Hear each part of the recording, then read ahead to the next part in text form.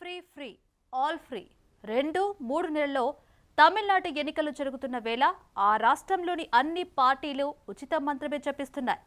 జాతీయ పార్టీ ప్రాంతీయ పార్టీ అన్న తేడా లేదు, కొత్త పాత అన్న డిఫరెన్స్ లేదు. అందరిది ఒకటే జపం, అదే ఆల్ ఫ్రీ మంత్రం. కరెంటు ఫ్రీ, మహిళలకు నెల నెల డబ్బు ఫ్రీ, గ్యాస్ సిలిండర్లు ఫ్రీ, ఏసీ బస్సులోనూ ఎంట్రీ ఫ్రీ. అంతేనా? గోల్డ్ రింగ్ నుంచి కట్టుకునే శారీ వరకు ఏది పట్టుకున్నా అన్ని ఉచితమే. దీంతో ఎన్నికల యుద్ధంలో తమిళ తంబిలు ఎవరిని గెలిపించినా ప్రజలకు డబ్బులే డబ్బులు. ముఖ్యంగా మహిళలకు ఎన్నికలు ఒక వరం అనే టాక్ వినిపిస్తుంది. ఈ నేపథ్యంలో ఎలక్షన్స్ లో గెలిచి కుర్చీలో కూర్చోవడం కోసం ప్రభుత్వ ఖజానాను ఖాళీ చేయడంపైనే దృష్టి పెడుతున్నాయి రాజకీయ పార్టీలు. ఎంతో కొంత సంక్షేమం ఆశ చూపి అభివృద్ధిపై ఆసక్తి చూపడం లేదు. ఓట్ల కోసం ఆల్ ఫ్రీ ఆఫర్ను ఎరకవేయడం పరిపాటిగా మారిపోయింది. అయితే ఇది ఒక్క తమిళనాడు రాష్ట్రానికే పరిమితం కాలేదు. ఎన్నికలు ఎక్కడ జరిగితే అక్కడ ఇదే సీన్ కనిపిస్తుంది. ప్రధాన పార్టీలు ఉచిత పథకాలను ఓట్లు కురిపించే ఆయుధాలుగా వాడుకుంటున్నాయి. ఇంతకీ అసలు ఎందుకు ఈ పరిస్థితి? ఆల్ ఫ్రీ ఆఫర్ లేకపోతే ఎన్నికల్లో గెలవలేరా? రాష్ట్ర బడ్జెట్ అంతా పథకాలకి ఖర్చు చేస్తారా? అసలు ఇంటికో ప్రభుత్వ ఉద్యోగం సాధ్యమేనా? అంతా ఉచితాలకే ఇచ్చేస్తే అభివృద్ధికి మిగిలిందేంటి? ఓట్ల కోసం రాజకీయ నేతలు చేసేది కరెక్టేనా? ప్రజలు ఆలోచించాల్సిన సమయం వచ్చిందా? హామీలు సరే, అధికారంలోకి వచ్చి మాట మార్చితే ఏం చేస్తారు? ఇంతకీ తమిళనాట ఏ పార్టీ గెలిచే అవకాశం ఉంది? ఇవాల్టి బిగ్ స్టోరీలో చూద్దాం.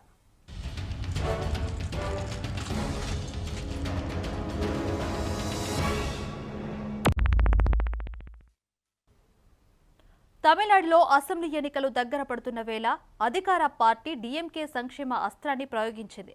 మహిళా ఓటర్లను లక్ష్యంగా చేసుకుని ముఖ్యమంత్రి ఎంకే స్టాలిన్ కీలక నిర్ణయం తీసుకున్నారు. ఇక రాష్ట్ర వ్యాప్తంగా అమలవుతున్న కలైంచర్ మహిళా హక్కుల పథకం కింద లబ్ధి పొందుతున్న 1.31 కోట్ల మంది మహిళల బ్యాంకు ఖాతాలో ఒక్కరికి 5,000 చొప్పున నేరుగా జమ చేయించారు.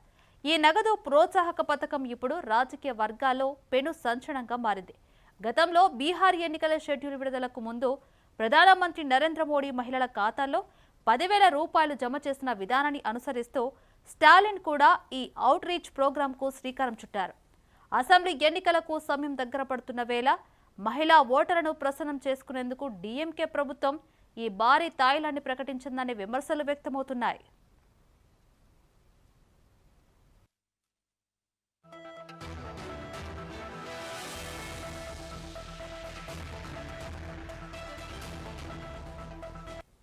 తమిళనాడు ప్రభుత్వం విడుదల చేసిన వివరాల ప్రకారం ఫిబ్రవరి, మార్చి, ఏప్రిల్ నెలలకు సంబంధించిన 1,000 రూపాయల చొప్పున 3 నెలల సాయాన్ని ముందుగానే అడ్వాన్స్గా ఇచ్చారు. అంటే 3,000 రూపాయలను ఒకేసారి మహిళల అకౌంట్లో జమ చేశారు. దీనికి అదనంగా సమ్మర్ స్పెషల్ ప్యాకేజ్ పేరుతో మరో 2,000 రూపాయలు అందించారు. దీంతో ఒక్కో మహిళ ఖాతాలో 5,000 రూపాయలు వచ్చి చేరాయి. దీంతో ఈ పథకానికి అయ్యే మొత్తం ఖర్చు 6,500 కోట్లకు పైగానే ఉంటుందని అంటున్నారు. అయితే ప్రభుత్వం ఈ కార్యక్రమాన్ని సంక్షేమ పథకంగా చెప్తున్నప్పటికీ ప్రతిపక్షాలు మాత్రం ఇది ముమ్మాటికి ఓటర్లను ప్రలోభ పెట్టడమేనని ఆరోపిస్తూ ఉన్నాయి. ముఖ్యంగా బీజేపీ, ఏఐఏడీఎంకే నేతలు, సినీ నటుడు టీవీకే పార్టీ అధినేత విజయ్ ఈ నిర్ణయంపై నిప్పులు చెరుగుతున్నారు. ప్రభుత్వ ఖజానాపై భారం పడుతున్నా కేవలం రాజకీయ ప్రయోజనాల కోసమే ఇలాంటి పథకాలను తెరపైకి తెస్తున్నారని వారు విమర్శిస్తున్నారు. ఒక్క మహిళల అకౌంట్లలో నగదు బదిలీ మాత్రమే కాదు, విద్యార్థులకు ల్యాప్టాప్స్, ఫోన్లు, వాచీలు వంటి గిఫ్ట్స్ ప్రభుత్వం తరపు నుంచి అందుతున్నాయి. ఇలాంటి బహుమతులు కేవలం ఎన్నికల ముందు ఇవ్వడంపై విమర్శలు వస్తున్నాయి. ఎన్నికల వేళ ఓటర్లకు నగదు పంపిణీ చేయడం ప్రజాస్వామ్యాన్ని అపహాస్యం చేయడమేనని బీజేపీ మండిపడుతోంది. అభివృద్ధి పనులను విస్మరించి కేవలం ఎన్నికల్లో గెలిచి మళ్లీ అధికారంలోకి రావడం కోసమేనని కమలనాథ్లు ఫైర్ అవుతున్నారు. ఎలక్షన్ షెడ్యూల్కు కొద్ది రోజుల ముందు ఇలాంటి నగదు బదిలీ పథకాలు చేపట్టడం డీఎంకే భయాన్ని సూచిస్తోందని వారు ఎద్దేవా చేశారు. ఇక మరోవైపు ఈసారి కొత్తగా పొలిటికల్ ఎంట్రీ ఇచ్చిన విజయ్ కూడా స్టాలిన్ ప్రభుత్వ నిర్ణయాన్ని తీవ్రంగా తప్పుపట్టారు. ప్రజలకు శాశ్వత ఉపాధి, అభివృద్ధిని చూపించకుండా ఇలాంటి తాత్కాలిక తాయిలాలతో మోసం చేస్తున్నారని ఆయన ఘాటుగా విమర్శించారు. అయితే డీఎంకే శ్రేణులు మాత్రం ఈ ఆరోపణలు తిప్పికొడుతున్నాయి. ఇది హఠాత్తుగా తీసుకున్న నిర్ణయం కాదని, మహిళా సాధికారతలో భాగంగానే ఈ ఆర్థిక సహాయం అందిస్తున్నామని వారు సమర్థించుకుంటున్నారు. ఇదిలా ఉంటే ఎన్నికల ముందు ప్రజలకు ఆకర్షణీయమైన పథకాలు ప్రకటిస్తున్న ప్రభుత్వాన్ని విమర్శిస్తున్న ప్రతిపక్షాలు కూడా ఎన్నికల బరిలో హామీల జోరు పెంచుతున్నాయి. ముఖ్యంగా అన్నా డీఎంకే తమ ఎన్నికల ప్రణాళికలో 5 కీలక హామీలను ప్రకటించింది. ఇక సామాజిక భద్రత పెన్షన్లను ప్రస్తుతం ఉన్న 1,200 రూపాయల నుంచి 2,000 రూపాయల వరకు పెంచుతామని తెలిపింది. వృద్ధులు, వితంతువులు, పెళ్లి కాని మహిళలు, భర్త విడిచిపెట్టిన మహిళలు, దివ్యాంగులు, ట్రాన్స్జెండర్లకు ఈ పెన్షన్ వర్తింపచేస్తామని వెల్లడించింది. దీంతో అధికార ప్రతిపక్ష పార్టీల మధ్య సంక్షేమ హామీల పోటీ తీవ్రంగా కనిపిస్తోంది. తమిళనాట మహిళలే కీలక ఓటు బ్యాంకుగా మారిన నేపథ్యంలో అన్ని పార్టీలు వారిని ఆకట్టుకునే ప్రయత్నం కూడా చేస్తున్నాయి. రాజకీయ విశ్లేషకుల అభిప్రాయం ప్రకారం నేరుగా ఖాతాల్లో నగదు జమ చేసే పథకాలు ఓటర్లపై ఎక్కువ ప్రభావం చూపే అవకాశం ఉంది. మరోవైపు సినిమా ఇమేజ్తో హీరోయిక్ రాజకీయాలు చేస్తారని భావించిన వారందరికీ భిన్నంగా విజయ్ ఇప్పుడు సానుభూతి కార్డును ప్రయోగిస్తున్నట్లు కనిపిస్తుంది. ఒక్క ఛాన్స్ ఇస్తారా అంటూ ఆయన ప్రజల్లోకి వెళ్తున్నారు. అంతేకాదు ఇతర పార్టీలకు తీసిపోకుండా ఉచిత పథకాల మేనిఫెస్టో ప్రకటించారు. ఇక రైతులకు రుణమాఫీ హామీ ఇచ్చారు. తాము అధికారంలోకి వస్తే మహిళా సాధికారతకు పెద్దపీట వేస్తామని ప్రకటించారు. కేవలం సినిమా గ్లామర్తోనే కాకుండా పక్కా పథకాలు, వ్యూహాలతో ప్రజల్లోకి వెళ్లాలని విజయ్ నిర్ణయించుకున్నట్లు ఆయన ప్రసంగం ద్వారా అర్థమవుతుంది. విజయ్ ప్రకటించిన పథకాల్లో అత్యంత ఆకర్షణీయమైనది మహిళా యజమానులకు ఇచ్చే నెలవారీ భృతి. 60 ఏళ్ల లోపు ఉండి ప్రభుత్వ ఉద్యోగులు కాని కుటుంబాల్లోని మహిళా హెడ్స్కు నెలకు 2,500 రూపాయలు ఇస్తామని హామీ ఇచ్చారు. అలాగే ఏటా 6 గ్యాస్ సిలిండర్ను ఉచితంగా అందజేస్తామన్నారు. ఇక ఆడపిల్లల పెళ్లిళ్ల కోసం 8 గ్రాముల బంగారం, పట్టు చీరను అందించే అన్నన్ సీర్ పథకాన్ని, అలాగే నవజాత శిశువుల కోసం బంగారు ఉంగరంతో కూడిన తాయ్ మా వెల్కమ్ కిట్ను కూడా విజయ్ ప్రకటించారు. విద్యార్థులు చదువు మధ్యలో ఆపేయకుండా ఉండేందుకు 9 నుంచి 12 తరగతుల వారికి ఏటా 15,000 రూపాయల ఆర్థిక సాయం చేస్తామన్నారు.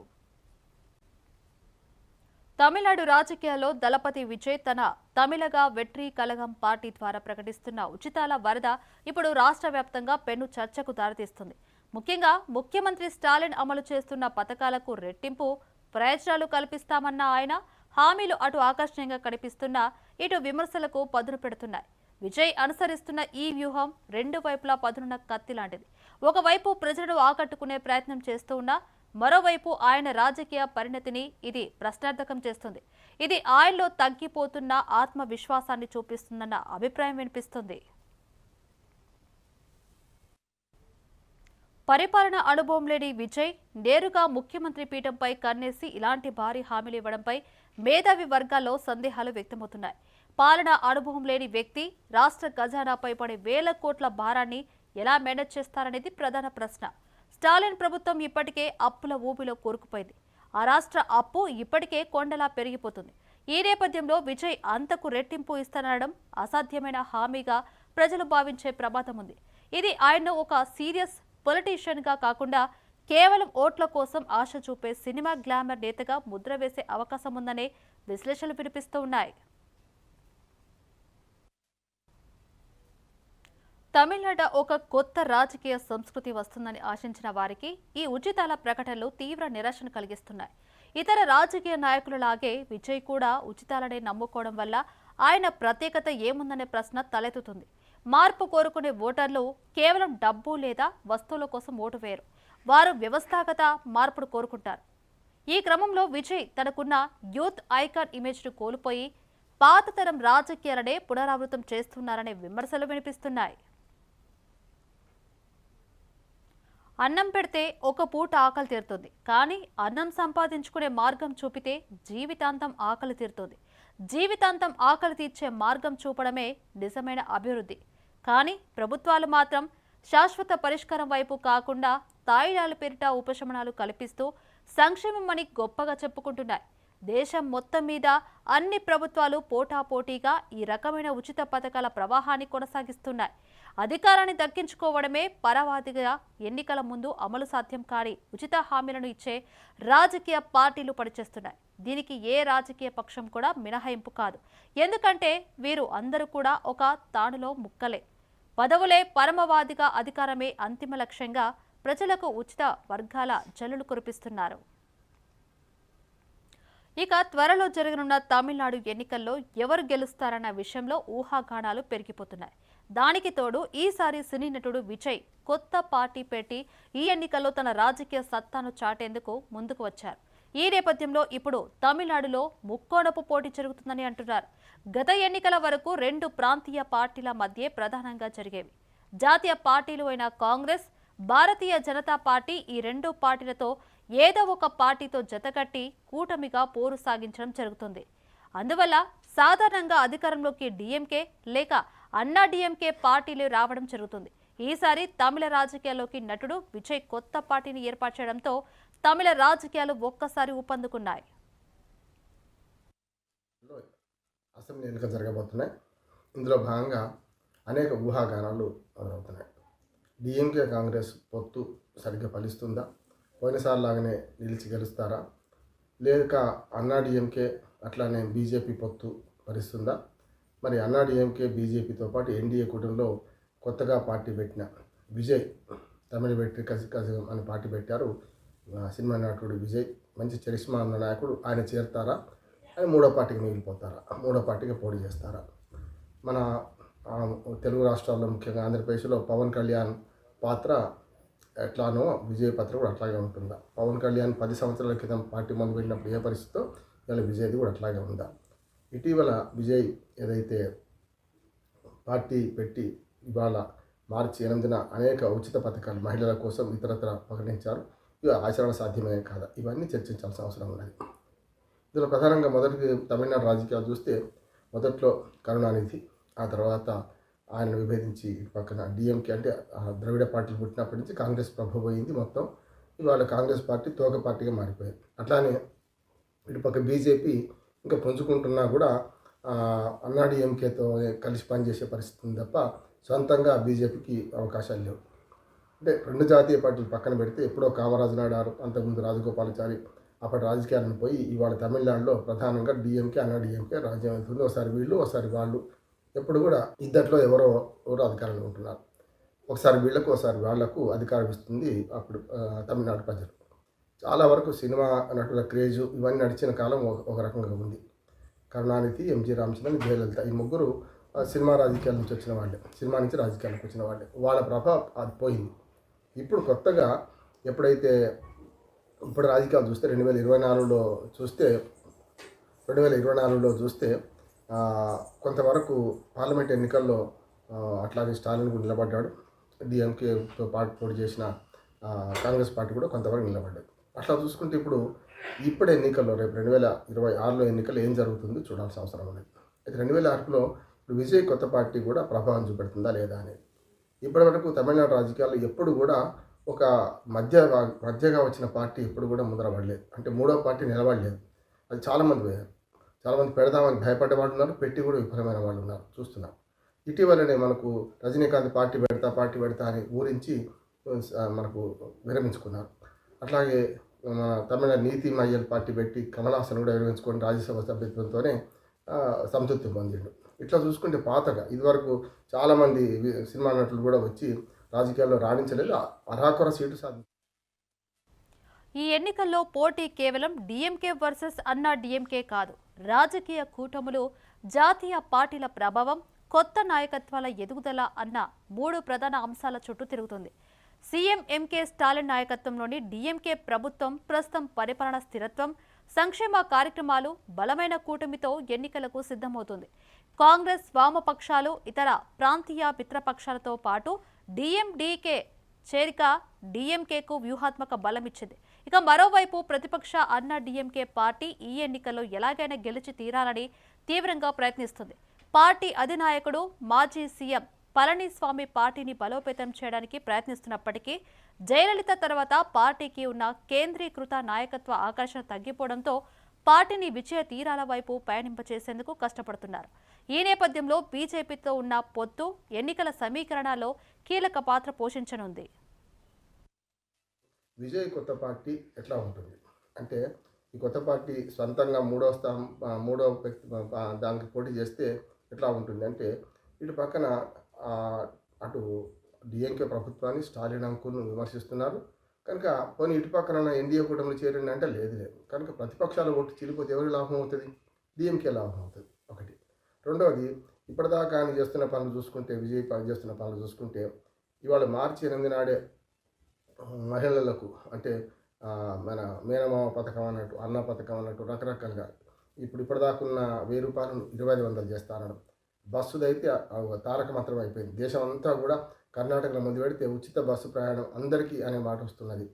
అది కూడా అట్లాగే పిల్ల పుట్టగానే మన మేనమామ కిట్ లాగా, మేనమామ బహుమతిలాగా మరి 1 ఔన్స్ అంటే 1 పౌండ్ 8 గ్రాముల బంగారం ఇస్తారు హామీ ఇవ్వడం. దాంతోపాటు మరి మన అటు తల్లికి అంటే పిల్లలు పుడితే వాళ్ళకు కూడా అన్న సారాసి చీరే లాగా విజయ్ అదో పథకం ప్రకటించాడు. ఇట్లా చూసుకుంటే ఇవన్నిటికి ఎక్కడి నుంచి డబ్బులు వస్తాయి? ఇప్పటికే తమిళనాడులో అనుచిత ఉచితాలు చాలా ఉన్నాయి. ఇప్పటికే స్కూటీలు ఇస్తామని ఇంటింటికి, కలర్ టీవీలో అవన్నీ కూడా గతంలో చాలా పెద్ద ఎత్తున ఉండే. ఇప్పుడు అవన్నీ పోయి కొత్తగా బంగారము, మహిళలకు ఉచిత బస్సు, మహిళలకు బంగారము, అట్లాగే పిల్లలకు కూడా బంగారము, ఉచిత 15,000 రూపాయలు పిల్లలకు స్కూల్ పిల్లల సంవత్సరానికి కూడా ఇవన్నీ పెరుగుతున్నాయి. ఈ దశలో విజయ్ ఒంటరిగా పోటీ చేస్తే మాత్రం ఖచ్చితంగా డిఎంకేకి లాభం అయ్యే అవకాశం ఉందని నేను అనుకుంటున్నాను. ఎందుకంటే డిఎంకే కాంగ్రెస్ గఠబంధన్ గట్టిగా ఉన్నది. ఇటుపక్క అన్నా డిఎంకే మెల్లమెల్ల చీలిపోతుంది. ఉదాహరణకు శశికళ మరొక పార్టీ పెట్టింది. తమిళనాడు రాజకీయాల్లో ఒక రోజు తన జయలలిత నెచ్చలిగా ఉండి పెద్ద ఎత్తున రాజకీయాలు ప్రభావితం చేసి రాజకీయాలను ప్రభావితం చేసిన ఆమె చనిపోయినాక ఒక రకంగా చెప్పిన బహిష్కరించినంత భయం తీరిపోయింది. ఆమె ఆదాయానికి మించిన ఆస్తులు జైలుకెళ్ళి వచ్చింది. తర్వాత బయటకు వచ్చిన తర్వాత ఇప్పుడు కొత్త పార్టీ పెట్టుకున్నది. అంటే అన్నా డిఎంకే కష్టాలు ఉంది ఏంటంటే, ఒకటేమో శశికళ ఇంకో పార్టీ పెట్టడం, అట్లాగే పన్నీర్ సెల్వం ఎప్పుడు ఆయన పన్నీర్ సెల్వం అంటాడు. పన్నీర్ సెల్వం అప్పుడు గతంలో జయలలిత జైల్లో ఉన్నప్పుడు 2 సార్లు ముఖ్యమంత్రిగా ఉండి మళ్ళీ జయలలిత రాగానే పువ్వులో పెట్టే పదవిని, ముఖ్యమంత్రి పదవిని అప్పగించిన వాడు. ఆయన అన్నా డిఎంకేలో పడలేక, పళనిస్వామితో పడలేక ఇప్పుడు బయటకు వచ్చేసి డిఎంకేలో కలిశారు. మొన్నటిదాకా జయలలిత ఫోటోను, జయలలిత విగ్రహాన్ని తన కారులో ముందుంచుకున్న ఆయన కండువా జయలలిత తమిళ రాజకీయాల్లో ఈసారి ఖచ్చితంగా అధికారంలోకి రావాలని చూస్తున్న విజయ్ పార్టీ టీవీకే అధికారంలోకి రాకపోయినా కనీసం ప్రభుత్వ వ్యతిరేక ఓట్లు చీల్చే సంకేతాలు కనిపిస్తున్నాయి. దీనివల్ల బీజేపీ కూటమి టీవీకే మధ్య ఓట్లు చీలి అధికార పార్టీకి మరోసారి ఛాన్స్ దక్కేలా కనిపిస్తుంది. అందుకే టీవీకేని తమ కూటమిలో కలుపుకునేందుకు బీజేపీ ప్రయత్నించింది. తాజాగా ఎన్డీఏలోకి రావాలని ఆహ్వానం కూడా పంపింది. అయితే విజయ్ తాను సీఎం అవ్వాలనే ఆలోచనతో కమలానికి రెస్పాండ్ అవ్వట్లేదు. అందువల్ల డీఎంకే పార్టీ తెగ సంతోషపడుతుంది. కొంతవరకు ఆయన కులపట్టు కూడా కొన్ని ప్రాంతాల్లో ఉన్నది కనుక పన్నీర్ సెల్వం ప్రభావం ఎట్లా ఉంటుంది డిఎంకేలో కలవడానికి? డిఎంకే ఒక బలమే కదా. ఒక్క శాతం ఓట్లు వచ్చినా డిఎంకే ఒక్కోసారి గెలిచే పరిస్థితి ఉంటుంది. ఇప్పుడు కూడా 1% 2% ఓట్లు ప్లస్ అవ్వడం ఉంటుంది. 1, 2, 11 కావచ్చు, 1, 1, 11 కావచ్చు. అట్లా మనకు పళనిస్వామి రాజకీయాలు పడలేక పన్నీర్ సెల్వం బయటకు రావడం వల్ల డిఎంకే బలపడ్డది మరింత. ఒకటి శశికళ ఇంకో పార్టీ పెట్టడం, విజయ్ పార్టీ, ఈ 2 పార్టీల వల్ల అన్నా డిఎంకే ఓట్లు పోతే తప్ప డిఎంకే ఓట్లు పోవు. కనుక డిఎంకే బలపడే అవకాశం ఉంది. ఈ బీజేపీకి పెద్ద చోటు లేదు. బీజేపీ ఈ అన్నా డిఎంకేతో కలిసి ఉండాల్సిందే. ఒకవేళ విజయ్ కనుక అన్నా డిఎంకేతో కలిస్తే అప్పుడు ఆటోమేటిక్గా డిఎంకే కష్టాలు మొదలవుతాయి నేను అనుకుంటున్నాను. డిఎంకేకి అప్పుడు కొంత కష్టాలు మొదలవుతాయి. అంటే ప్రతిపక్షాల ఓట్లు అన్నీ చీలిపోతే డిఎంకేకి లాభం, ప్రతిపక్షాలతో కలిస్తే ఇటు డిఎంకేకి నష్టం అవుతుంది. అందుకని విజయ్ అనుభవం లేదు. గతంలో ఎప్పుడో పవన్ కళ్యాణ్ ఆంధ్రప్రదేశ్లో పార్టీ పెట్టినప్పటి పరిస్థితులే ఇప్పుడు విజయ్కు ఉన్నాయని నేను అనుకుంటున్నాను. చరిస్మా ఉంది కానీ అనేక కష్టాలు ఆయన ఎదురవుతున్నాయి. ఒకటి తొక్కిసలాట ఘటనలో ఆయన పెద్దగా బదనాం అయ్యాడు. దాని నుంచి మనకు వరంగా చెప్పాలంటే జైలు పాలయ్యేదాకా పోయి మళ్ళీ వెనక్కి వచ్చాడు. రెండోది, ఇటీవల తన భార్య కూడా తిరగబడుతుంది. విడాకుల కేసు వేసింది భార్య. అట్లానే ఇంకొక మాట కూడా ఏంటంటే, ఇప్పుడు తన ఇంట్లో ఉండడానికి అనుమతి ఇవ్వమని మరొక అదనపు పిటిషన్ నిర్ణయం వేసింది. నా కుటుంబ సమస్యలు నాకుంటాయి, అంతకంటే నాకు ప్రజల సమస్యలు ముఖ్యమని చెప్పి గంభీరంగా ఇవాళ చెప్పిన, ఎంతైనా ఇంటిలోని పోరు ఇంతెంత కాదయా విశ్వదాభిరామ వినరవేమన్నట్టు కాలులోని ముళ్ళు, చెప్పులోని రాయి, కంటిలోని నలసి ఎట్లానో ఇంటిలోని పోరు తప్పనిసరి ప్రభావం చూపెడుతుంది కదా. గతంలో పవన్ కళ్యాణ్ 3 భార్యల గురించి ఇట్లా ఇవన్నీ కూడా ఎట్లా ప్రభావితం చేసిన కుటుంబ విషయాలు ఇక్కడ కూడా తమిళనాడులో ఖచ్చితంగా విజయ్కి తన వ్యక్తిగత సమస్యలు ముందుకు వస్తాయి అంటున్నాడు. అంటే ఇది ఒక రకంగా కష్టాల్లో ఉన్నట్టు లెక్క. ఇక ఎవరిని లెక్క చేయకుండా అటు స్టాలిన్ అంకుల్ అని చెప్పి అటు డిఎంకేని విమర్శిస్తున్నారు, ఇటు అన్నాడీఎంకేని కూడా విమర్శిస్తున్నారు. మరి రెండు మధ్యన అందరు కలిసి మరి మూడో పార్టీగా ఈయన ఎన్నుకుంటారు అనుకుంటున్నాడు, కానీ భ్రమగా మిగిలిపోద్ది అనుకుంటున్నాను నేను. రెండు బలమైన పక్షాలు. ఇది ఇవాల్టి బిగ్